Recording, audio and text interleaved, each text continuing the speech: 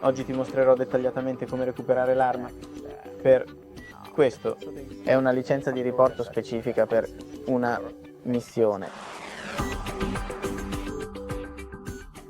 Sai, dobbiamo andare al lavoro e premere un pulsante insieme per una strategia. Quindi iniziamo il gioco insieme.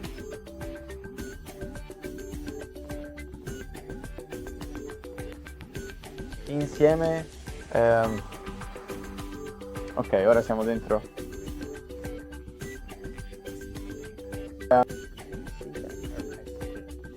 Date pulsante del programma.